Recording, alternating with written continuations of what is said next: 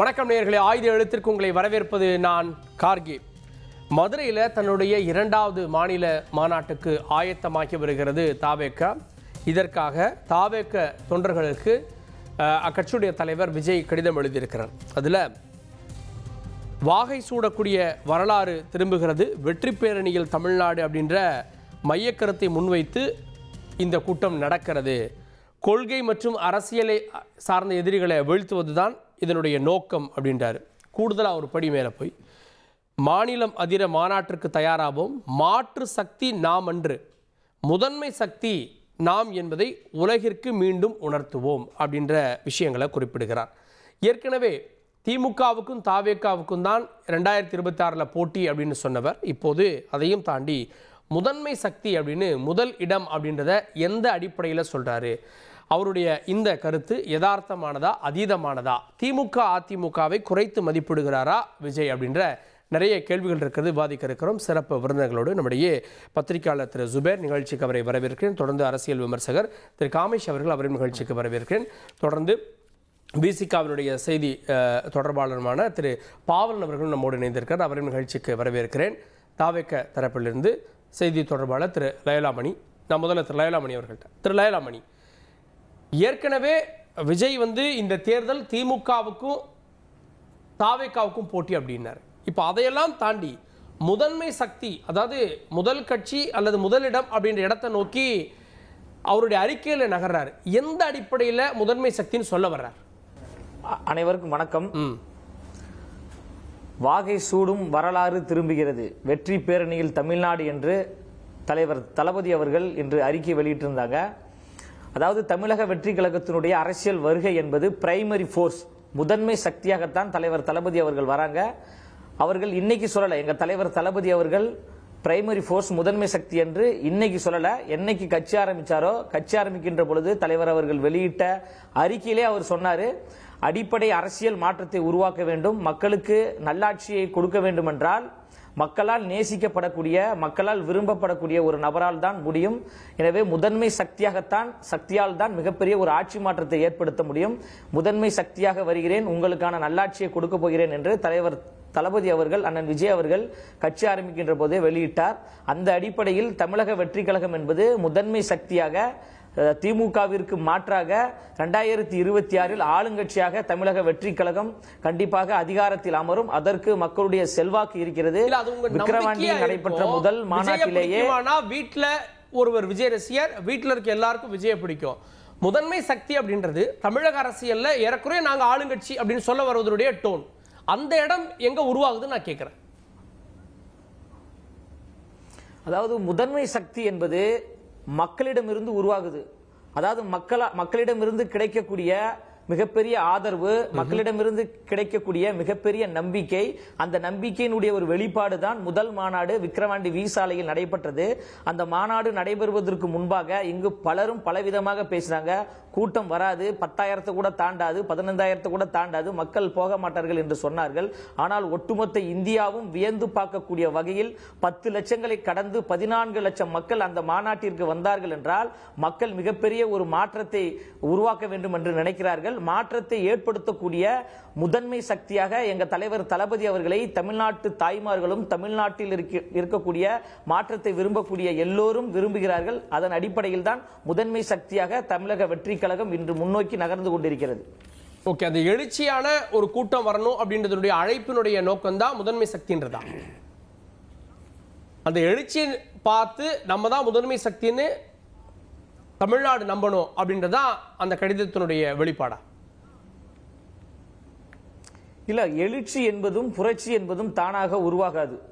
ஒரு நபரின் மீது நம்பிக்கை ஏற்பட்டால் மட்டும்தான் எழுச்சியும் புரட்சியும் உருவாகும். அதே போன்றுதான் எம்ஜிஆர் அவர்கள் எழுச்சியையும் புரட்சியும் தமிழ்நாட்டு அரசியலில் ஏற்படுத்தினார்.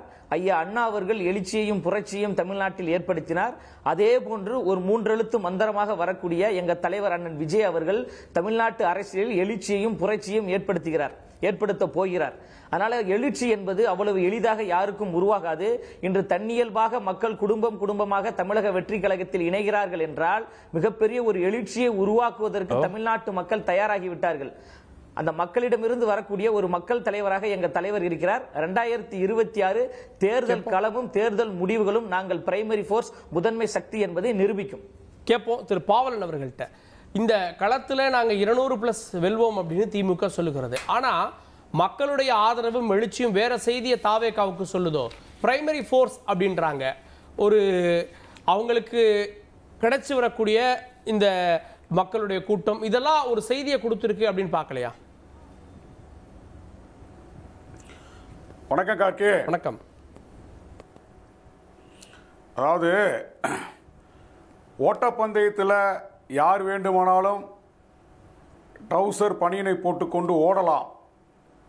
ஆனால் வெற்றி பெற முடியுமா என்பதுதான் கேள்வி. ஏற்கனவே பயிற்சி எடுத்தவர்கள் தான் ஓட்டப்பந்தயத்தில் அந்த களத்தில் வெற்றி பெற முடியும். தாவேகா என்பது அவர்களுக்கு இது முதல் தேர்தல். இப்போதுதான் களத்திற்கே வந்திருக்கின்றார்கள்.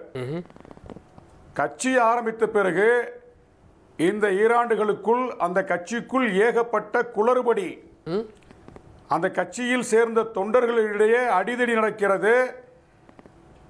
பதவிக்காக அங்கே ஏகப்பட்ட பிரச்சனைகள் நடந்து வருகிறது. தொண்டர்கள் மத்தியில் ஏகப்பட்ட சோர்வு. விஜயை சந்திக்க முடியல. அந்த கட்சியில விஜய்க்கு அடுத்து இருக்கக்கூடிய முக்கிய பொறுப்பாளர்களை சந்திக்க முடியல. பிரச்சனைகளை பேசிக்க முடியல. இல்ல பதவிக்கு போட்டா போட்டினா அவ்வளவு டிமாண்ட் இருக்கு. பிரச்சனைகளை பேச முடியல. திரு பாவலன் இல்ல பிரச்சனைகளை தான் விரும்பக்கூடிய தான் ஏற்றுக்கொண்ட தலைமையிடத்தில் கொண்டு போய் சேர்க்க முடியல அப்படின்ற ஒரு விரக்தி இருந்தது. அந்த விரக்தியை சரி கட்டுவதற்காகத்தான் இந்த மாநாடு மறியல் நடத்துறாங்க. இதுல முதன்மை சக்தி நாம் என்பதை உலகிற்கு மீண்டும் உணர்த்துவோம்னு விஜய் சொல்றாரு. மீண்டும் உணர்த்துவோம் சொல்றாருல. ஏற்கனவே நீங்க என்ன உணர்த்திருக்கீங்க? விக்கிரவாண்டியில உணர்த்தி ஏற்கனவே ஒன்றை அழுத்தம் திருத்தமாக நாட்டிற்கு ஏதாவது நீங்க பேசியிருந்தீங்கன்னா, கொடுத்திருந்தீங்கன்னா, செஞ்சிருந்தீங்கன்னா, நாங்க இதெல்லாம் செஞ்சிருக்கோம், மறுபடியும் நாங்க உணர்த்த போறோம் சொல்லலாம். ஒன்றுமே நீங்கள் உணர்த்தவில்லை. ஆனா மீண்டும் இந்த நாட்டிற்கு விக்கிரவாண்டி கூட்டம் ஒரு செய்தியை உணர்த்தலையா? விஜயனுடைய ஆதரவு சார் விக்கிரவாண்டி கூட்டம் ஒரு செய்தியை உணர்த்தலையா? விஜய்க்கு இவ்வளவு மக்கள் ஆதரவு செல்வாக்கு இருக்கின்றத உணர்த்தலையா? திருச்சியில விடுதலை சிறுத்தைகள் கட்சிக்கு கூட்டத்தை பாத்தீங்களா? திமுக கூட்டம் கூடுது. எல்லா கட்சிகளுக்கும் தான் கூட்டம் கூடுது. கூட்டம் கூடனால் மட்டுமே இங்க வெற்றிக்கான ஒரு இலக்கா நம்ம நிர்ணயிக்க முடியாது. வாக்கா மாற்ற முடியுமா? அதற்கான செயல் திட்டம் இருக்கிறதா? களப்பணி இருக்கிறதா? அதற்கான கட்சிக்குள்ள இருக்கக்கூடிய அந்த இன்ஃப்ராஸ்ட்ரக்சர் கட்டமைப்பு இருக்கிறதா? இது எதுவுமே இல்லை. இப்பதான் அவங்க எல்கேஜி. 2031 தேர்தலை வேண்டுமானால் அவர்கள் ஏதாவது சாதிப்பதற்கு இப்போதே அதுக்கான வேலை திட்டத்தை தொடங்கினா சாதிக்க முடியுமே தவிர இந்த 2026 தேர்தலில் தமிழக வெற்றி கழகத்தால எதையுமே சாதிக்க முடியாது. முதல்ல இரண்டாவது இடத்துக்கு வருவதற்கான அந்த வேலையை வேணா அவங்க செய்யலாம். நாங்க அதிமுகவை பின்னுக்கு தள்ளிட்டு தாவைக்கா நாங்க 2வது இடத்துக்கு வர்றோம், அதுக்கான வேலை செய்யறோம்னா சொல்லலாம். ஆனா முதலிடத்தில் வர்றது இந்த ஜென்மத்தில் நடக்கவே நடக்காது. அது ஒரு பகல் கனவா தான் போகும். என்ன செயல் திட்டம் இருக்குது? நீங்க இன்றைக்கு அந்த விஜய் பேசுனதுல 2 விஷயத்தை சொல்றாரு. ஏற்கனவே சொன்னதுதான், அரசியல் எதிரி கொள்கை எதிரி அப்படின்னு சொல்றாரு. இப்ப கொள்கை எதிரியா இருக்கக்கூடிய பாஜகவை கொள்கை எதிரி நிறுத்துறாருல. இப்ப பாரதிய ஜனதாவுக்கு எதிராக தமிழ்நாடு முழுவதும் அவரை நம்பி வந்திருக்கக்கூடிய இந்த இளைஞர் கூட்டத்தை தொண்டர்கள்ட்ட என்ன செஞ்சிருக்காரு, என்ன வேலை திட்டம் கொடுத்திருக்காரு? வெறுமனே திமுக எதிர்ப்பு. திமுக எதிர்ப்புல மட்டும்தான் ஒரு கட்சியை தொடங்கி இருக்காரு. தமிழ்நாட்டு அரசியல் வரலாற்றில் எல்லா கட்சிகளுமே திமுக எதிர்ப்புல இருந்து அதிமுக உருவாயிருக்கு. புதுசா கட்சி தொடங்குற அத்தனை பேருமே திமுக எதிர்ப்புல இருந்து அந்த நிலைப்பாட்டில் கட்சி தொடங்குறாங்களே தவிர அதற்கான அரசியல தான் பேசுறாங்களே தவிர ஓட் பேங்க் அடிப்படையில் ஆளுங்கட்சி ரெண்டையுமே எதிர்க்கிறார். திமுகவை எதிர்க்கிறாரு, அங்க பாஜகவை எதிர்க்கிறாரு. ரெண்டுக்கும் சார்ந்த ஒரு ஓட்டுகள் விழாங்க. ரெண்டு இடத்துல ஒரு ஆன்டி கமர்ஸ் இருந்தா எதிர்க்கக்கூடிய அளவிற்கு இல்லைங்க. திமுகவை அரசியல் எதிர்க்கு சொல்றாரு, பாரதிய ஜனதாவை கொள்கை எதிர்க்கு சொல்றாரு. அப்ப இங்க எல்லோரையும் இயக்கக்கூடியது அவரவர்கள் சார்ந்து இருக்கக்கூடிய கொள்கை. அப்போ தாவேகாவுடைய கொள்கைக்கு நேரெதிர் பகை பாஜகவுடைய கொள்கையா இருந்தா அப்ப நீங்க பாஜகவை தான் பிரைமரி எனிமியா நிறுத்தணும். அரசியல் அதாவது பாஜகவை வீழ்த்துவது தான், பாஜகவை கால் ஊன்ற கூடாது, பாஜகவுடைய கொள்கை தான் மக்கள் விரோத கொள்கை அப்படின்றத பாஜகவை ஏற்றுதான் நீங்க அடிக்கணும். ஆனா பாஜக எதிர்ப்பை விட திமுக எதிர்ப்பு தான் உங்ககிட்ட அதிகமா இருக்கு. தமிழ்நாட்டில் திமுக எதிர்த்து ஏகப்பட்ட கட்சிகள் தொடங்கப்பட்டது. செய்கிறதோ ஆனா எல்லா கட்சியுமே பிளவுவாதம் மற்றும் பிளவுவாத அரசியல் செய்து கொண்டிருக்கு. இல்ல நீங்க திமுக எதிர்க்கலாம் பாஜக எதிர்க்கீங்களான்னு கேக்குறாங்க. பேசும்போது இல்ல நான் பேசிட்டு இருக்கும்போது நீங்க குறுக்கிட வேணாம். நான் நீங்க பேசுறதுக்கு கேட்டேன். நான் என்ன சொல்றேன்னா நீங்க உங்க கட்சி தொண்டர்களுக்கு என்ன சொல்ல வர்றீங்க, என்ன செயல் திட்டத்தை கொடுத்துருக்கீங்க? இது வரைக்கும் ஒழுங்கா நிர்வாகிகளே போட முடியல. நிர்வாகிகளை உங்களால வந்து கட்சியோட அந்த எக்ஸிக்யூட்டிவ் கமிட்டியை வந்து உங்களால அப்பாயின்மெண்ட் பண்ண முடிஞ்சிருக்கா? கிளை வரைக்கும் பொறுப்பாளரை போட முடிஞ்சிருக்கா? ஒன்றியத்துக்கு போட முடிஞ்சிருக்கா? மாவட்டத்துக்கு போட முடிஞ்சிருக்கா? எங்க நீங்க பொறுப்பாளர் போட்டாலும் எல்லா இடத்துலயும் வந்து அடிதடி நடக்குது, பிரச்சனை நடக்குது. அப்ப கட்சியோட கட்டமைப்பே ஒழுங்கா இவங்களால வந்து பூர்த்தி செய்ய முடியாத இந்த நிலைமையில எப்படி நீங்க முதன்மையா வர முடியும்? சார் அதை தாண்டி நீங்க பிஎல்ஏ வரைக்கும் இருக்கான்னு கேக்குறீங்க. அதை தாண்டி வீட்டுக்கு ஒரு விஜய் ரசிகர் இருக்காரு, அதை நீங்க ஏத்துக்க மாட்டீங்க? அது வந்து எம்ஜிஆர் காலத்தோட முடிஞ்சு போச்சு. சினிமா ரசனை என்பது வேற.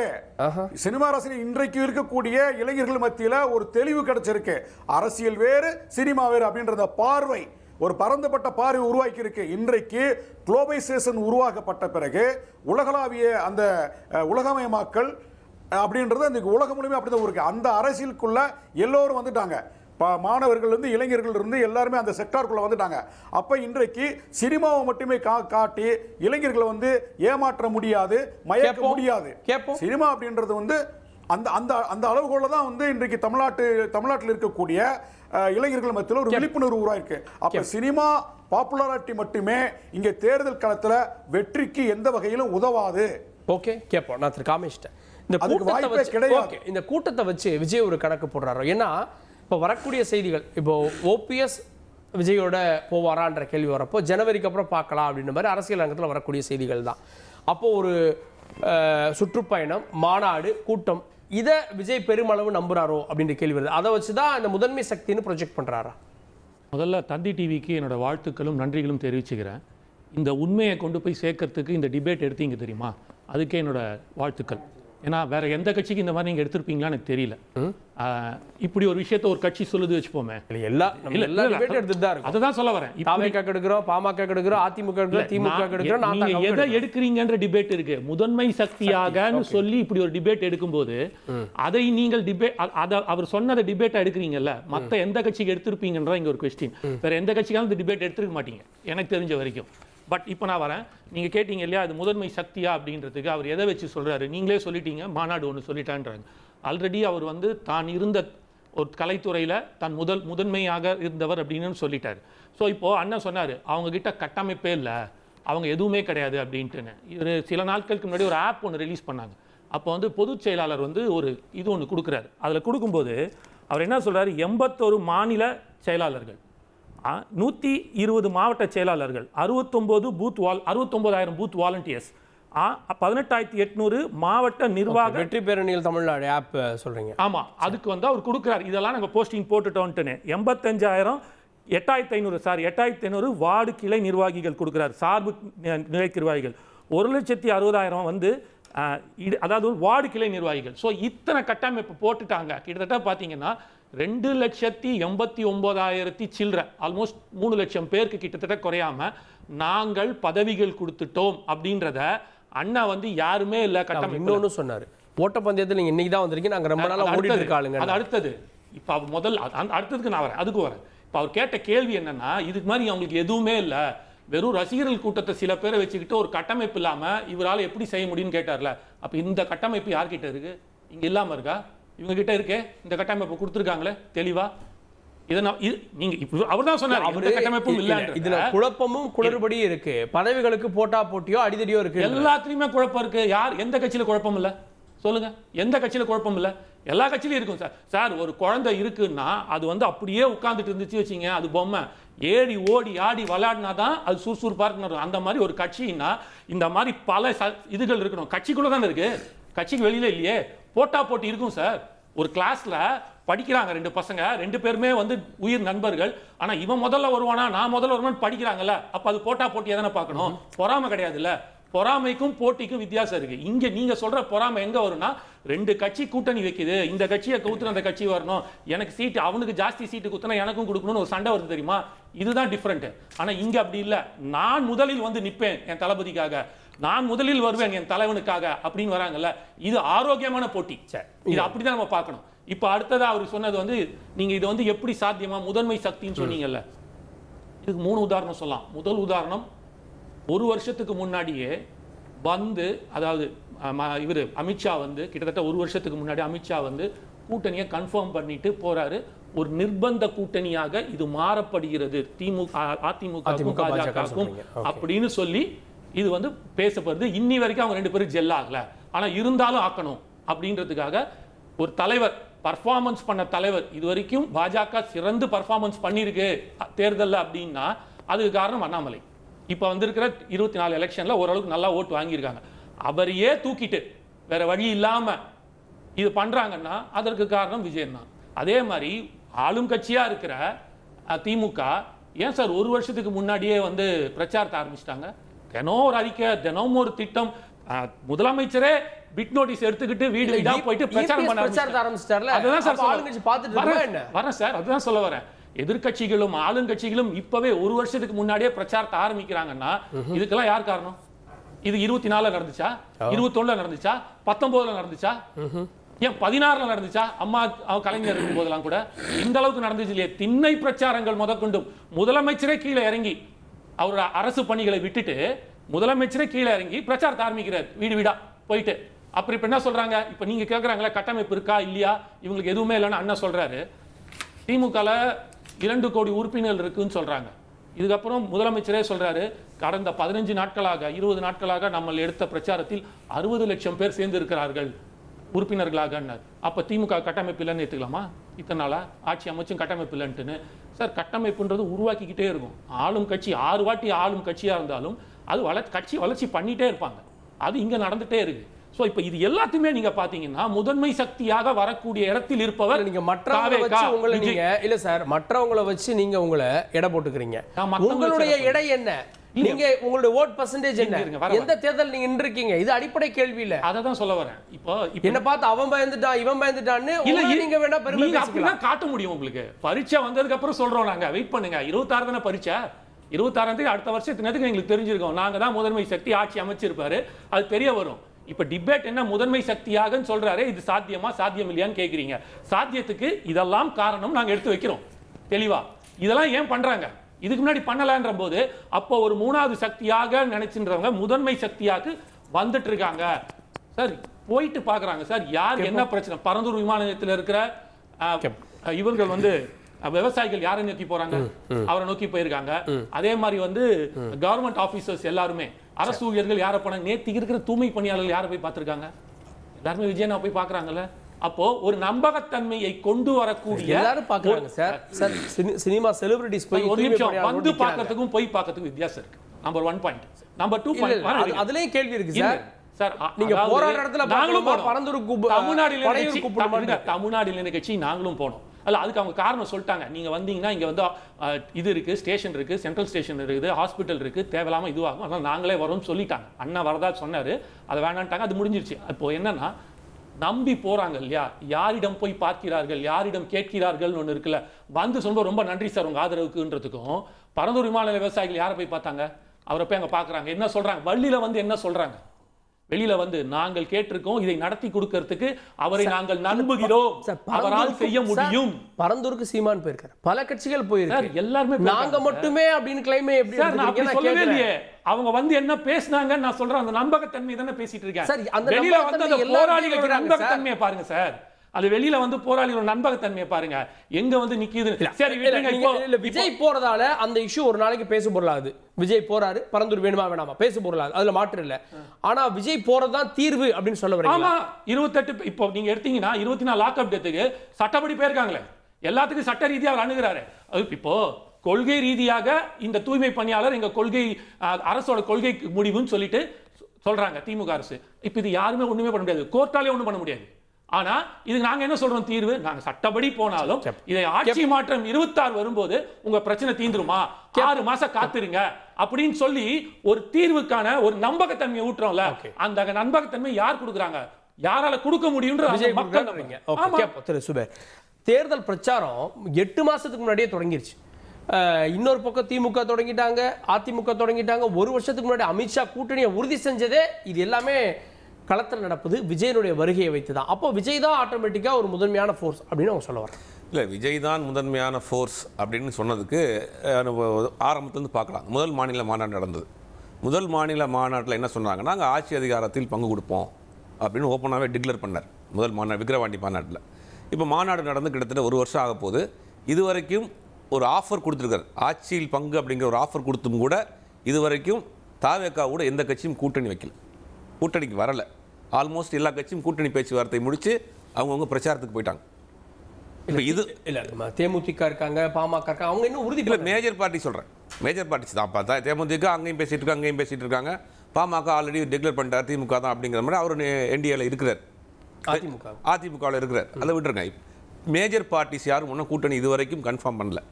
அப்போ எது முதன்மை சக்தியாக இருந்தால் கூட்டணி வந்திருக்கணுமே, ஒரு கூட்டணியை பலப்படுத்தியிருக்கணுமே, ஸ்ட்ராங் பண்ணியிருக்கணுமே. எந்த கட்சியும் இது வரைக்கும் தாவேக்கா கூட ஏன் வரல?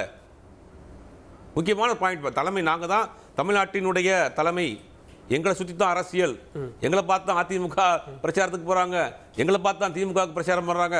சரி, நீங்கள் என்ன பண்ணுறீங்க? கூட்டணி உங்களால் சரியாக ஃபார்ம் பண்ண முடிஞ்சா அதிகப்படியான ஆஃபர் கொடுக்குறீங்க. ஆட்சி அதிகாரத்தில் பங்குங்கிற ஒரு ஆஃபர் கொடுத்தும் கூட இதுவரைக்கும் உங்களோடு எந்த கட்சியும் கூட்டணிக்கு வரல, கூட்டணி ஒன்று கன்ஃபார்ம் பண்ணல. இந்த நேரத்தில் நீங்கள் தேர்தலை சந்திக்க போகிறீங்க, இரண்டாம் கட்ட ஒரு 2வது மாநாடை நடத்த போகிறீங்க.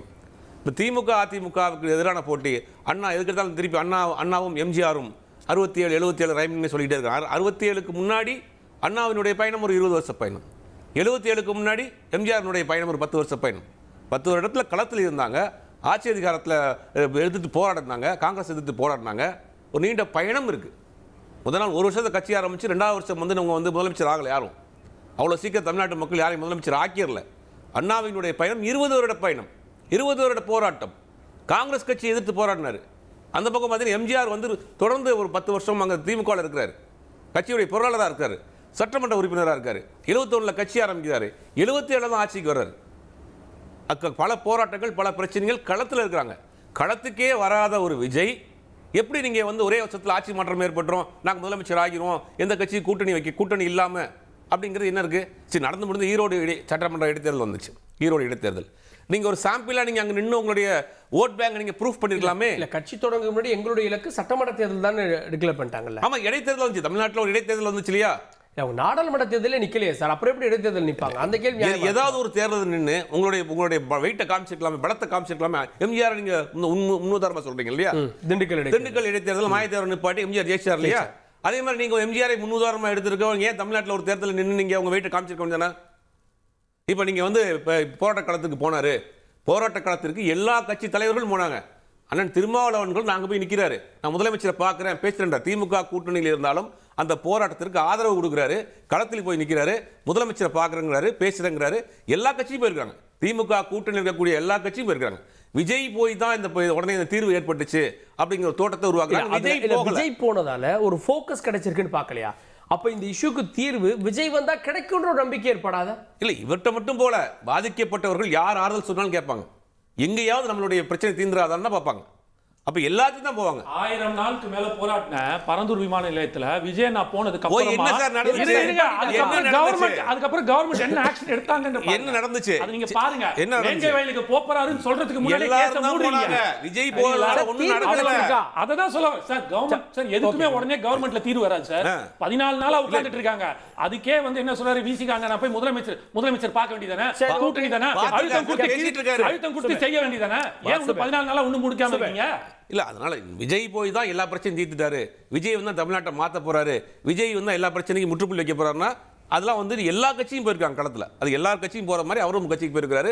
பாதிக்கப்பட்டவர்கள் பக்கம் ஆறுதல் கொடுக்க சொல்லியிருக்காரு, ஆதரவு கொடுத்திருக்காரு, அவங்களுக்கு ஒரு உற்சாகத்தை கொடுத்திருக்காரு. இதெல்லாம் எல்லா கட்சியிலும் யூஸ்வலாக நடக்கக்கூடிய விஷயம். அதெல்லாம் விட இன்னைக்கு இந்தியாவில் நடக்கக்கூடிய பல பிரச்சனைக்கு விஜயனுடைய ஸ்டாண்ட் என்ன? பீகாரில் கொண்டு வந்திருக்கக்கூடிய எஸ்ஐஆர் விஜயனுடைய ஸ்டாண்ட் என்ன? ராகுல் காந்தியை கைது பண்ணுவதற்காக கண்டனம் தெரிவித்தவர், ராகுல் காந்தியை கைது பண்ண பாஜகவை கண்டிக்க முடியுதா விஜயால? ஏன் பண்ண முடியல? எத்தனை பிரச்சனைகள் இருக்கு. பீகார்ல 65 லட்சம் பேருக்கு ஓட்டு போயிருச்சு. சுப்ரீம் கோர்ட் கேட்கிறாங்க 65 லட்சம் பேருடைய டேட்டாஸை கொடுங்கன்னு. தேர்தல் ஆணையம் சொல்ல முடியல.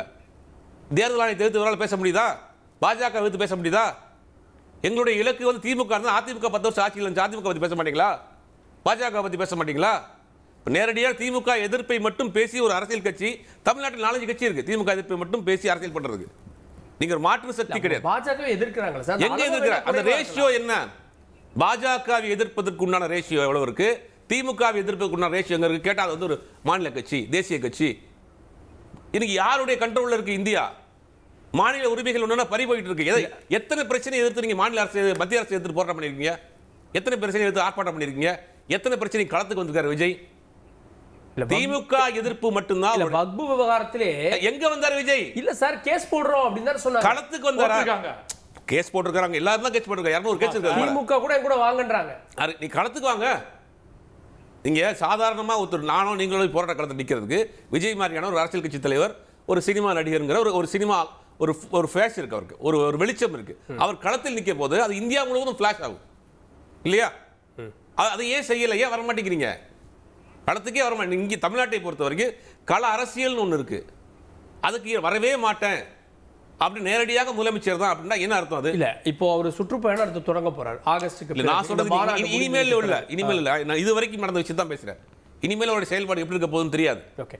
நீங்க கேட்க வருது, ஒரு ஆளுங்கட்சி இருக்குன்னா எதிர்க்கட்சி அரசியலையும் மக்கள் கவனிப்பாங்க, அந்த இடத்துல விஜய் இல்ல அப்படின்னு சொல்ல வரீங்க? எல்லாரும் 10ஓட 11 ஒரு அரசியல் கட்சியா தான் இருக்கு. தேர்தல் முடிவுக்கு பிறகுதான் அவருடைய ஸ்ட்ரென்த் என்ன, ஓட் பேக் என்ன, தமிழ்நாட்டில் அவர் என்ன மாற்றத்தை செஞ்சிருக்காரு, முதன்மை கட்சியா பிரைமரி ஃபோர்ஸா அப்படிங்கிறதெல்லாம் தேர்தலுக்கு முடிவுக்கு பிறகு தான் சொல்லும். இப்ப அவருடைய தொண்டர்களை உற்சாகப்படுத்துறதுக்காக ஒரு வரியை சேர்த்திருக்காரு அந்த லெட்டர்ல, அவ்வளவுதான். ஓகே. திரு லயலாமணிட்ட திமுக, அதிமுக, நாம் தமிழர் உள்ளிட்ட கட்சிகளை குறைத்து எடைபடுகிறதோ தாவேகா? முதல் தேர்தலில் முதன்மை சக்தி அப்படின்ற அந்த இலக்கு வந்து இந்த மற்ற கட்சிகளுடைய வாக்கு வங்கி அரசியலை குறைத்து மதிப்பிடுறதா பார்க்கப்படாதா? அதாவது இது வந்து ஜனநாயக நாடு, எல்லோருக்கும் கருத்து சொல்வதற்கு உரிமை இருக்கு, போராடுவதற்கு உரிமை இருக்கு, அரசியல் கட்சி ஆரம்பிப்பதற்கு நடத்துவதற்கு உரிமை இருக்கிறது. நாங்கள் யாரையும் குறைத்து மதிப்பிடவில்லை, எந்த கட்சியும் நாங்கள் குறைத்து மதிப்பிடவில்லை. மக்கள் எங்கள் மீது வைத்திருக்கின்ற நம்பிக்கையை நாங்கள் வெளிப்படுத்துகிறோம் என்பதை தெளிவாக தெரிவித்துக் கொள்றேன். அண்ணன் பாவலன் அவர்கள் வந்து ஒரு கருத்து சொன்னாங்க, எங்களை பார்த்து அரசியல்ல வந்து எல்கேஜி அப்படின்னு சொன்னார்.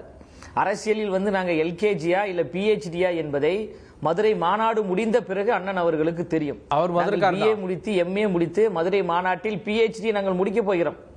அதன் பிறகு தலைவருடைய சுற்றுப்பயணம் இருக்கிறது. டிசம்பரில் மிகப்பெரிய ஒரு மாற்றத்தை உருவாக்கக்கூடிய வகையில் மிகப்பெரிய அறிவிப்புகள் எல்லாம் இருக்கிறது. பத்திரிகையாளர் அண்ணன் சுபேர் அவர்கள் சொன்னாங்க, ஆட்சியிலும் பங்கு அதிகாரத்திலும் பங்கு சொல்லிய பிறகும் கூட யாரும் வரவில்லை பேசவில்லை என்று சொல்றாரு.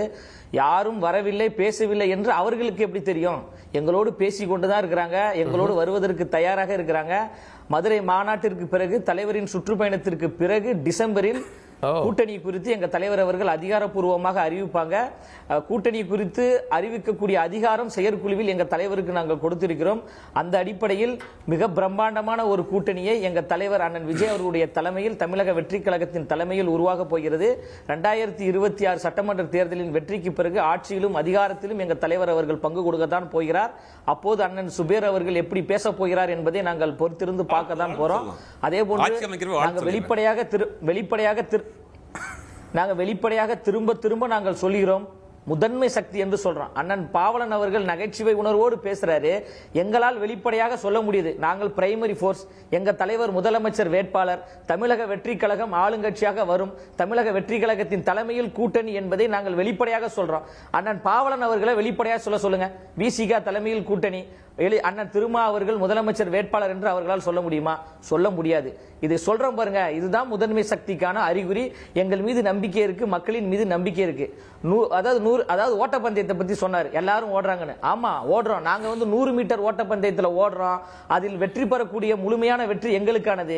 நீங்க வந்து 800 மீட்டர் ரிலேல ஓடுறீங்க, குச்சி எடுத்துட்டு போய் வேற ஒருத்தர் கொடுத்துட்டு அவர்களை வெற்றி பெற வைக்கிறீங்க. அதனால ஓட்டப்பந்தயத்தில் நிறைய வித்தியாசம் இருக்கு. களத்தில் களமாடுவதற்கு சந்திப்பதற்கு நாங்கள் தயாராக இருக்கிறோம். பிஜேபி என்கின்ற பிளவுவாத சக்தி தமிழ்நாட்டில் வரக்கூடாது என்பதில் மிக தெளிவாக இருக்கிறோம். பிஜேபியோடு ஒட்டும் இல்லை, உறவும் இல்லை என்பதில் வெளிப்படையாக இருக்கிறோம். பிஜேபி கொண்டு வருகின்ற மக்கள் விரோத திட்டங்களை, ஜனநாயகத்துக்கு எதிரான செயல் திட்டங்களை எல்லாம் முறியடிக்கக்கூடிய வேளையில் தமிழக வெற்றி கழகம் மூர்க்கமாக இருக்கிறது. நாங்கள் வந்து பிஜேபிக்கு வந்து ஒத்து ஊதவர்கள் கிடையாது. பிஜேபியை மூர்க்கமாக தமிழ்நாட்டில் எதிர்க்கக்கூடிய பிரைமரி போர்ஸாகவும் தமிழக வெற்றி கழகம் இருக்கிறது என்பதை நான் தெரிவித்துள்ளேன். நீங்க சொல்ற அதே பாணியில தான் வந்து முதலமைச்சர் வேட்பாளர் அப்படின்னு அறிவிச்சு பாமக தேர்தலை எதிர்கொண்டது. அன்புமணி அவர்களே முதலமைச்சர் வேட்பாளர் அப்படின்னு. அந்த தேர்தலில் அவங்க பேசு பொருளாக இருந்தாங்க. ஆனால் அவங்க முதன்மை சக்தின்னு சொல்ல முடியுமா? தேமுதிக தொடர்ந்து பல தேர்தல்களில் மக்களோடு தான் கூட்டணி அப்படின்னு எதிர்கொண்டாங்க. அவங்க முதன்மை சக்தியாக மாறிட்டாங்களா? இல்லை, எங்களுக்கு மக்கள் மீது கிடைக்கக்கூடிய ஆதரவும் மக்கள் எங்கள் மீது வைக்கக்கூடிய அன்பும் அவர்கள் எல்லோரும் வாக்கு செலுத்துவதற்கு தயாராக இருக்கக்கூடிய சூழலும் களத்தில் தெரிகிறது.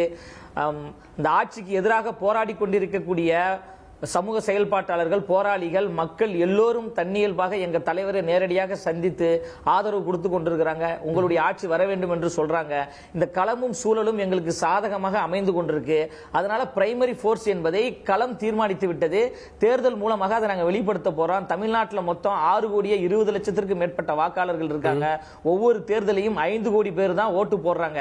6 கோடி வாக்காளர்கள் 5 கோடி பேர் தான் ஓட்டு போடுறாங்க. மீது 1,20,00,000 மேற்பட்ட வாக்காளர்கள் மாற்றத்தை விரும்பி மாற்றத்தை எதிர்பார்த்து காத்து கொண்டிருக்கிறார்கள். மாற்றத்தை ஏற்படுத்தக்கூடிய மற்றும் ஒரு சக்தியாக இல்லாமல் முதன்மை சக்தியாக பிரைமரி போர்ஸாக எங்க தலைவர் இருக்காரு. களம் தீர்மானிக்கும், காலம் தீர்மானிக்கும். நாங்கள் களத்தில் எதிர்கொள்வதற்கு தயாராக இருக்கிறோம். திரு பாவலன், உங்க ஊர்ல தான் மாநாடு போட்டிருக்காங்க. எப்படி மாநாடு பக்கம் போவீங்களா? எப்படி மாநாட்டுக்கு அப்புறம் தான் கதையே தெரியும் அப்படின்றார். நேற்று இந்த மாநாடு நடக்கிற அந்த வழியில தான் தூத்துக்குடி போனேன். இப்போதான் அந்த பந்தல்லாம் போட்டு சில அந்த இடத்தை தயார்படுத்திட்டு இருக்காங்க. ஒரு 20 லட்சம் பேர் கூடுற மாதிரி இருக்குமா? அதுக்கு வாய்ப்பே இல்லை. 20 லட்சம் பேருக்குலாம் கூடுறதுக்கு மாதிரி இடம் இல்லைங்க.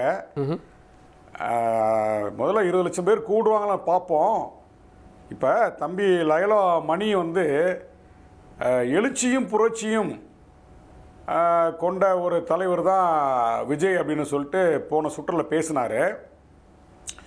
நான் என்ன கேட்குறேன், சினிமாவில் விஜய் அவர்கள் காதலர்களை சேர்த்து வைக்கிறாரு. அவருடைய படங்களில் பார்த்தா காதலுக்கு ஆதரவாக இருப்பார், அவரும் காதலிப்பார், காதலர்களை சேர்த்து வைப்பார். காதலுக்கு எதிரானவர்களை பறந்து பறந்து பந்தாடுவார் சினிமாவில். ஆனால் கவின் செல்வ கணேஷ் கொடூரமாக வெட்டி சாய்க்கப்பட்ட போது விஜயோட நிலைப்பாடு என்ன? புதுசா கட்சி ஆரம்பிச்சிருக்கீங்கல்ல, சினிமாவுல வந்து நீங்க காதலுக்கு ஆதரவு கொடுப்பீங்க. ஆதவர்ஜன் மூலமாக ஆணவ கொலைக்கு மாநில நிர்வாகிகள் கவினவர்களுடைய வீட்டிற்கு சென்றாங்க. பெற்றோர் ஆதவர்ஜனா யாருங்க? அப்ப தாவைக்காவுடைய தலைவர் ஆதவர்ஜுனா விஜயா? தாவைக்காவுடைய தலைவர் ஆதவர்ஜுனா விஜயா? அவருடைய தலைவர் எங்கள் அண்ணன் விஜய் அவர்கள். எங்கள் அண்ணன் விஜய் அவர்கள் சொல்லி தான் ஆதவர்ஜுனா அவர்கள் அறிக்கை வெளியிட்டார். பேசாதீங்க தம்பி மணி. தலைவர்களை உருவாக்கக்கூடிய தலைவராக இருக்காங்க. பேசாதீங்க மணி. இல்ல நீங்க வந்து பொய்யான ஒரு பொய்யான பிரச்சாரம். அண்ணா பொய்யான அண்ணே அதாவது நீங்க வந்து கடமை இருக்குல்ல. ஓகே ஒரு நிமிஷம். நீங்க வந்து அரசியல் கற்றுக்கொண்ட இடம் விசிகா. அதனால வந்து உங்களை பேச விட்டு நான் ரசிச்சேன். நான் பேசும்போது நீங்க கொஞ்சம் காது கொடுத்து கேளுங்க. சினிமாவில் ஹீரோவா நடிகர் விஜய் வந்து காதலுக்கு ஆதரவா இருக்கிறாரு. ஆணவ படுகொலை நடந்திருக்கு. இருங்க கோழைகளால் மிளகாய் பொடி தூவி மிக கொடூரமாக கொன்றளிக்கப்பட்டவர் தம்பி கவின் செல்வ கணேஷ். அந்த படுகொலைக்கு ஒரு கட்சியின் தலைவராக இருக்கக்கூடியவர் ஒரு சினிமாவில் வந்து இன்னைக்கு தமிழ்நாடு முழுவதும் பல லட்சம் இளைஞர்களை வந்து ரசிகரா வச்சிருக்கீங்க. உங்க திரைப்படங்களை வந்து காதலுக்கு ஆதரவான நிலைப்பாடு தான் எடுத்தீங்க. இந்த கேள்வியை தமிழ்நாட்டு முதலமைச்சர் திரு ஸ்டாலின் அவர்களை பார்த்தியா உங்களால் கேட்க முடியல? இந்த கேள்வியை திரு உதயநிதி ஸ்டாலின் அவர்களை பார்த்து உங்களால் கேட்பதற்கு ஏன் துணிச்சல் இல்ல? நீங்க கேளுங்க. ஆட்சியில யார் இருக்கா? அதிகாரத்துல யார் இருக்கா? காவல்துறை யாரோட கட்டுப்பாட்டுல இருக்கு? சமூக நீதி கண்காணிப்பு குழு என்று ஒரு குழுவை உருவாக்கினீங்க. அங்க பட்டியலின மக்களுக்கு தொடர்ந்து தமிழ்நாடு முழுவதும் பாதிப்புகள் ஏற்படுது. அது குறித்து நீங்க கேள்வி கேட்டீங்களா? கேளுங்க. நீங்க கேளுங்க. எங்க தலைவர் தோழர்களை அனுப்பி இருக்கிறாரு. எங்க தலைவர் மாவட்ட செயலாளர் அனுப்பி இருக்கிறாரு. எங்க தலைவர் சொல்லிதான் மாவட்ட செயலாளரும் மாநில பொறுப்பாளர்களும் எல்லோரும் தமிழர்களுடைய வீட்டிற்கு நாங்க சென்றோம். நீங்க அதிகாரத்தை பார்த்து கேள்வி கேளுங்க. ஸ்டாலின் அவர்களை பார்த்து கேள்வி கேளுங்க. தப்பு தப்பு நீங்க பேசுறீங்க. இல்ல நீங்க பேசும்போது அதை கேட்க வேண்டிய கடமை இருக்கு. அவருடைய அந்த கேள்வி எங்க வருதுன்னா, அஜித் குமாருடைய வீட்டுக்கு போன தாவேக தலைவர் இங்கேயே போலன்றத சேர்த்து குமார் அவருடைய அஜித் குமார் அவருடைய மரணம் என்பது அரச படுகொலை. சாதிய படுகொலைக்கு நீங்க வர மாட்டீங்களா? கவின் அவர்களுடைய சாதிய படுகொலைக்கு வர மாட்டீங்களா? குற்றவாளி கைது செய்யப்பட்டாங்க. இருந்தபோதும் மாநில நிர்வாகிகள் கண்டிக்கின்றோம். அதற்கென்று தனி சட்டம் வேண்டும், சிறப்பு சட்டம் வேண்டும். நீங்க அடுத்த ரவுண்ட்ல பேசவே முடியாது. நீங்க அடுத்த ரவுண்ட்ல பேச முடியாது. நான் பேசிக்கிட்டே இருப்பேன். உங்க ரவுண்ட்ல நீங்க பேச ஆரம்பிச்சா நான் குறுக்க பேசுறேன். நீங்க இல்ல நாங்க விடுதலை சிறுத்தைகள் இப்ப நேத்து வரைக்கும் அதே தூத்துக்குடி மாவட்டத்தில் நான் என் தலைமையில போய் கண்டன ஆர்ப்பாட்டம் நடத்திட்டு வர்றேன். தமிழ்நாடு முழுவதும் நேற்று 11ஆம் தேதி தமிழக அனைத்து மாவட்ட தலைநகர்களும் ஆர்ப்பாட்டம் நடத்தணும். கடந்த 9ஆம் தேதி எங்க தலைவர் வந்து நாடாளுமன்றத்துக்கு கூட போகாம ஆர்ப்பாட்டம் நடத்தினாரு. நேற்று வந்து பெரம்பலூர்ல ஆர்ப்பாட்டம் நடத்திட்டு இருக்காரு. தலைவருடைய சின்னமா உயிருக்கு போராடுகின்ற நிலைமையில கூட மருத்துவமனைக்கு பக்கத்தில் ஆர்ப்பாட்டம் நடத்திட்டு இருக்காரு. நாங்க ஆளுங்கட்சியில கூட்டணி இருந்தாலும் சமூக பிரச்சனைக்காக நாங்க போராடிட்டு இருக்கோம். நீங்க புதுசா ஒரு கட்சியை தொடங்கிருக்கீங்க, நாங்க தான் முதலாவது இடத்துக்கு வரேன்னு சொல்லும்போது நீங்க வந்து ஒரு கொடூரமான படுகொலைக்கு ஏன் கண்டிச்சு நீங்க ஆர்ப்பாட்டம் நடத்தல? ஏன் விஜய் வெளிப்படையா நடத்தல? ஆதவ அர்ஜுனா அனுப்புறீங்கன்னா ஆதவ அர்ஜுனா உங்க கட்சியோட தலைவரா? என்ன நிலைப்பாடு உங்களுக்கு? என்ன நிலைப்பாடு? அடுத்து இப்ப நான் ஒரு விஷயத்தை நான் வந்து சுருக்கமா முடிச்சிருங்க பாவலன். இல்ல நான் என்ன சொன்னா, திமுக 1949 தொடங்கப்பட்ட கட்சி. 1967 தான் வந்து ஆட்சிக்கு வர்றாங்க. 18 ஆண்டு காலம் மாநில சுயாட்சி, மாநிலத்துக்கான அதிகாரம், மொழி கொள்கை உட்பட ஏராளமான கொள்கைகளை வச்சுதான் அவங்க வந்து 18 ஆண்டு காலம் வந்து தமிழ்நாட்டில் மிகப்பெரிய மக்கள்கிட்ட வந்து எழுச்சியை கொடுத்தாங்க, ஒரு மாற்றத்தை கொடுத்தா ஆட்சி அதிகாரத்துக்கு வந்தாங்க. இப்ப நீங்க வந்து எழுச்சி புரட்சின்னு சொல்லக்கூடிய நீங்க என்னத்தை வந்து நீங்க இங்க வந்து விதைச்சிருக்கீங்க? எழுச்சி அப்படின்னா எழுச்சி தமிழர் தான், புரட்சி அப்படின்னா புரட்சியாளர் அம்பேத்கர் தான், புரட்சியாளர் லெனின் தான். அதனால வந்து எழுச்சி புரட்சின்ற வார்த்தையெல்லாம் வந்து விஜய்க்கு எந்த காலத்திலும் பொருந்தாது. அது சினிமாவில மட்டும்தான் பொருந்தும். நடைமுறையில எழுச்சியும் புரட்சியும் போன்ற வார்த்தை வந்து விஜய்க்கு வந்து பொருந்தவே பொருந்தாது. அது எலெக்ஷன் முடிவு பண்ணணும். ஓகே, நம்ம கேட்கலாம். திரு காமேஷ், தேமுதிக எங்களை சுற்றி தான் அரசியல் அப்படின்னு பல தேர்தல்களில் சொன்னது. இன்னைக்கு தேமுதிக திமுக கூட்டணியா அதிமுக கூட்டணியா அப்படின்ற இடத்துக்கு நகர்ந்திருக்கு. அதையே தான் இன்னைக்கு தாவேக்கா சொல்லுதோ அப்படின்ற கேள்வி வரல? இல்லை இது அப்படி பார்க்க முடியாது. ஏன் அப்படின்னா, இப்போ அண்ணன் கூட சொன்னார் இல்லையா, கூட்டணிக்கு இப்போ 2 விஷயம். நீங்கள் முதன்மை சக்தியா அப்படின்னு கேட்டதுக்கு சொல்லும்போது, சென்ற வருடம் முதல் மாநாட்டில் ஆட்சியிலையும் பங்கு அதிகாரத்திலையும் பங்குன்னு சொன்னார். ஒரு வருடமாக அது முதன்மையாக பேசப்பட்டு கொண்டே இருக்கிறது.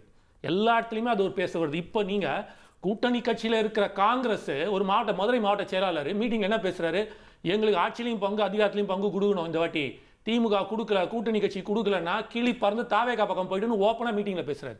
இப்போ அண்ணா வந்து விசிகா அண்ணன் இருக்காரு, சொல்லும்போது இவ்வளோ பேசுறாரு. இப்போ நம்ம திருமாவளவன் எடுத்துக்கலாம், ஒரு 15-20 நாளுக்கு முன்னாடி ஒரு மீட்டிங்கில் பேசும்போது சொல்றாரு, நாங்கள் அண்ணன் தம்பி மாதிரி கூட்டணிக்குள்ளே நாங்கள் 1000 பேசுவோம், சண்டை போடுவோம், கொள்கை ரீதியாக நாங்கள் ஒன்று, அதுக்காக விட்டுட்டு வெளில வந்துடுவோமா? நாங்கள் வந்து இரட்டைப்படையில் சீட்டு கேட்போம், ஆட்சியில் கேட்போம், எல்லாமே கேட்போம், விட்டுட்டு வரமாட்டோம் அப்படின்னு சொல்றாரு. அப்போது நீங்கள் கொள்கை தான் முக்கியம், நாங்கள் வந்து இது திமுக கூட தான் இருப்போம் என்ன ஆனாலும் அப்படின்னு நீங்கள் சொல்கிறவங்க, எனக்கு 6 சீட்டு போதுன்னு சொல்ல வேண்டியதானே அதே மேடையில்? சென்ற முறை கொடுத்த 6 சீட்டே போதும்ட்டுன்னு. ஆனால் இவங்க கட்சியில் இருக்கிற ஆளூர் சார்னவாஸ் என்ன சொல்கிறாரு, எங்களுக்கு இரட்டை படைக்கு மேலே அதை இரட்டை டபுள் இது கொடுக்கல அப்படின்னா நானே வந்து அண்ணன்ட்ட சண்டை போடுவேன், ஒத்துக்க மாட்டேன் அப்படின்னு. இன்னைக்கு இந்த பேச்சு அடிப்படுது இல்லை, இந்த பேச்சுக்கு முதன்மை சக்தியா வந்து நிக்கிறார். இப்ப அண்ணா சொன்னாரு 1 வருஷம் ஆச்சு, இருங்க நான் முடிச்சேன். அப்பயும் கூட நாங்க தாவேகா கூட போயிடுவோம், நாங்க பேசல. இல்ல இதுதான் சொல்ல வரேன்ல, இது வந்து நெகோசியேஷன் ஆஃப் பாலிடிக்ஸ். இதுதான் அரசியல் நடக்கிற ஒரு நெகோசியேஷன். கூட இருந்து தனக்கானதை ஏற்றிக்கொண்டே வருவது. ஸோ ஓகே, நமக்கு எவ்வளோ கிடைக்குதுன்னு பார்ப்போம். இப்போ அண்ணா சொன்னார்ல, இவ்வளோ சொல்லி 1 வருஷம் ஆகுது, ஆனால் இவங்க எந்த கட்சியும் கூட்டணிக்கு வரலன்ட்டுன்னு. ஆனால் கூட்டணிக்கு வரல, அது வருவாங்கன்ற மணி சொல்லியிருக்காரு. ஏன்னா ஒரு கட்சிக்குள்ள இருந்தால் அவருக்கு நிறைய விஷயங்கள் தெரிஞ்சிருக்கும். இப்போ என்னன்னா, வெளிப்படையாக கூட்டணியில் இருக்கும் கட்சிகள் ஒரு நிர்பந்தத்தை ஆளும் கட்சியான திமுகக்கும், அதே போல இப்ப நீங்க சொன்னீங்க இல்லையா தேமுதிக அவர்களோ பாட்டாளி மக்கள் கட்சியோ ஏன் இன்னும் நிலைப்பாட்டில் இழுத்துட்டே இருக்காங்க அப்படின்னா, ஸோ அந்த லாஸ்ட் மினிட்ல நமக்கான இது வந்து டபுள் ஆகும், இன்னும் எவ்வளவு நம்ம வாங்க முடியும். இன்னைக்கு அந்த நிர்பந்தத்துக்கு இதுதான் ஒன்னு திமுக அதிமுக அந்த 2 கட்சி விட்டா வேற வழி இல்லடா அப்படின்ற ஒரு மைண்ட் செட்டை உடைச்சு அந்த எரினாக்குள்ளேயே வந்து நிக்கிறவர் வந்து விஜயன் தான். அப்ப நீங்க 2 பேர் இல்லைன்னா அவரை நாங்க பார்ப்போன்ற அந்த வளர்ச்சியை பாக்குறாங்கல்ல, இதுதான் வந்து எல்லாருக்குமே பிரச்சனை. இப்போ ஏன் சார் கூட்டணி கட்சியில இருக்கிற காங்கிரஸோட தாவேகா கூட வந்தா பரவாயில்ல சார், சார் வருவாங்க, விஜய காட்டி இங்க சீட்டு வாங்குறாங்க, அதுதான் சார் அரசியல், அதுதான் சார் அரசியல். இப்ப அப்படிதான் நடக்கும். ஒரு ஸ்டேஜ் வரைக்கும் அவங்க இழுத்து பிடிப்பாங்க. இன்னும் எடுத்தோம் கவுத்தோன்னு அரசியல் பண்ண முடியாது.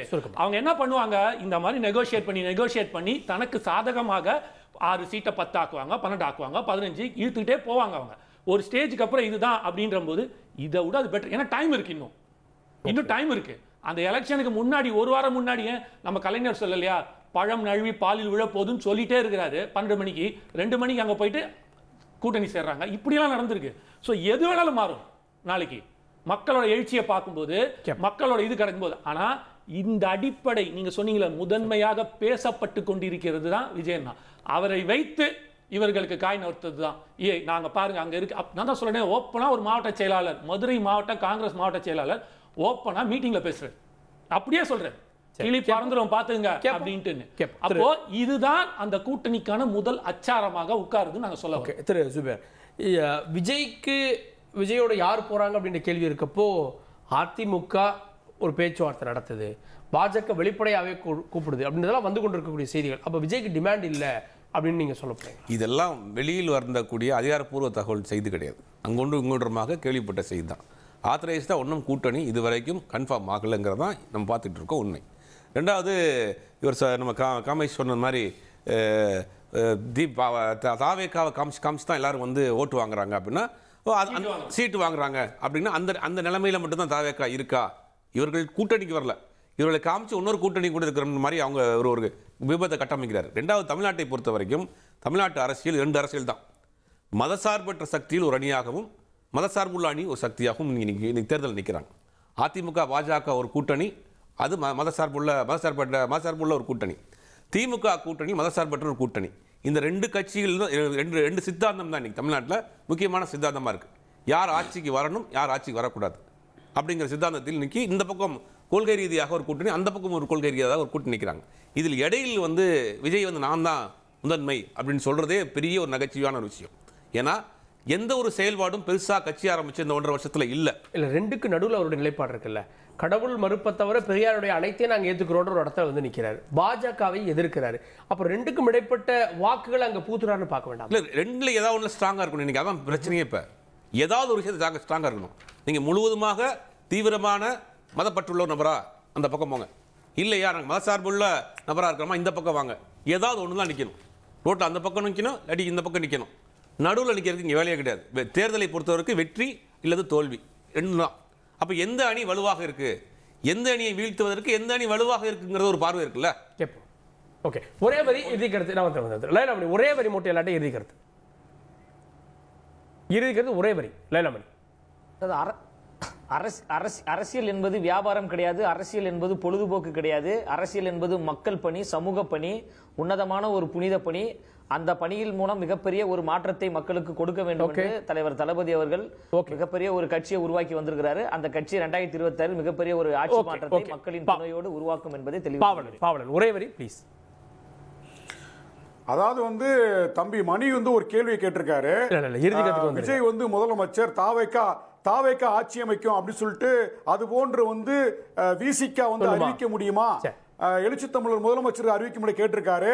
நான் என்ன கேட்கிறேன்னா, தமிழ்நாட்டை ஆளக்கூடிய அத்துணை தகுதியும் தலைவர் எழுச்சி தமிழர் அவர்களுக்கு இருக்குது. ஆகவே விசிகா தலைமையில நாங்க ஒரு கூட்டணி அமைக்க விரும்புறோம், எழுச்சி தமிழர் தோல் திருமாவளவன் அவர்களை முதலமைச்சர் வேட்பாளர் அறிவிக்கணும்னு சொல்லிட்டு தாவேக்கா மாநாட்டில் தீர்மானத்தை போடுங்க. 2வது உங்களை மாநில மாநாட்டு தீர்மானத்தை போடுங்க. அதுக்கப்புறம் அதை பற்றி பேசுவோம். அதுக்கப்புறம் என்ன பேசணும் சார்? கூட்டணி பேச்சுவார்த்தையா? பேசுவோம். அதாவது வந்து ஒரு சவால் விடுறாருல, உங்களால அறிவிக்க முடியுமான்னு கேக்குறாருல. சரி, ஓகே. எங்க தலைவர் எழுச்சி தமிழரை முதலமைச்சர் வேட்பாளர் அவங்க கட்சி ஏன் சார் அவங்க கட்சி தலைவர் விட்டு ஏன் உங்க கட்சி தலைவர் அறிவிப்பாங்கன்னு நினைக்கிறீங்க? ஏன் அறிவிக்க போறாங்க? ஏற்றுக்கொள்ளுங்க. தகுதி இருக்குல்ல, நீங்க அறிவிங்க அப்படின்னு கேக்குறீங்க. அப்ப தகுதி உள்ளவரை முதலமைச்சர் வேட்பாளரை அறிவிங்க, ஏற்றுக்கொள்ளுங்க. நலன் கருதி ஏற்றுக்கொள்ளுங்க. ஓகே, காமேஷ் என்ன சொல்றாங்க? தகுதி இருக்குன்னு சொல்ற நீங்களே அறிவிக்காத போது நாங்க வந்து பரீட்சை எழுதினதுக்கு அப்புறம் தான் அதுக்கான ரிசல்ட் கொடுக்க முடியும். பரீட்சை எழுதாம இந்த பரீட்சைக்கு ரிசல்ட் கொடுங்கன்னு கேட்கிற மாதிரி இருக்கு சார். கடைசியா வந்து ஒரே வரியில மத சார்பற்ற கூட்டணி, மத சார்பற்ற இல்லாத கூட்டணின்னு சொல்றாரு. 2 தான் தமிழ்நாட்டில் இருக்குனர். இது கிடையவே கிடையாது. இங்க எங்கேயுமே பாஜக கால் ஊன்றதுக்கான மத சார்பமே கிடையாது. இங்க ஒரே விஷயம், திமுக அல்லது திமுக இல்லாத கட்சி இதுதான். அதனால அதிமுக ஜெயிச்சாங்க. இந்த முறை அதிமுக பலவீனப்பட்டிருப்பதனால் தாவேகா வசஸ் திமுகன்றது இப்போதைக்கு நிலைப்பாடுல அண்ணன் தெளிவுபடுத்தி சொல்ல போறீங்களா நீங்க? சார் 100% அன்னைக்கே சொல்லிட்டாரு, திமுக வர்சஸ் தாவேகா தான் சொல்லிட்டாரு. இப்போ அதை முதன்மை சக்தியாக கொண்டு போறதுக்கான, ஏன்னா இந்த அளவுக்கு இன்னைக்கு தூய்மை பணியாளர் வரைக்கும் எல்லோருமே இவங்கள மேல ஒரு ஆன்டி இன்கரன்சி பயங்கரமா இருக்கிறதுனால மாற்று கட்சியாக இவர்கள் தான் மாற்று கட்சியாக வரக்கூடிய முதன்மை சக்தியை கொண்டவராக இருக்கிறார். ஒரு மிகப்பெரிய ஒரு கனவுலகத்தில் வாழ்ந்து கொண்டிருக்கிறார்கள். நாளை ஆட்சி மாற்றம் ஏற்பட்டும் நம்ம முதலமைச்சர் ஆயிரலாம், அமைச்சர் ஆயிரலாம் அப்படிங்கிறது ஒரு பெரிய கனவுல வாழ்ந்துட்டு இருக்கிறாங்க. அந்த கனவு நிறைவேறுமா இல்லையாங்கிறது தேர்தல் முடிவுக்கு பிறகுதான் தெரியும். தேர்தல் முடிவுக்கு பிறகு தொடர்ந்து படத்தில் நடிக்க போறாரு, அரசியல் கட்சியை தொடர்ந்து நடத்த போறாருங்கிறதெல்லாம் தேர்தல் முடிவுக்கு பிறகுதான் தெரியும். தேர்தலுடைய அரசியல் களம் என்பது அவர்களுக்கு இப்பொழுது சாதகமாக இல்லை. ஓகே, பொறுத்திருந்து பார்க்கலாம் எந்த அடிப்படையில் முதன்மை சக்தி அப்படின்றாரு தாவேக தலைவர் விஜய். மாநாடு அதற்கான செய்திகளை சொல்லுவா, பொறுத்திருந்து பார்க்கலாம். விவாதத்தில் இணைந்த விருந்தினர்களுக்கு நன்றி, பார்த்தவங்களுக்கும் நன்றி நேயர்களே. தொடர்ந்து இணைந்தீர்கள் தந்தி தொலைக்காட்சியுடன்.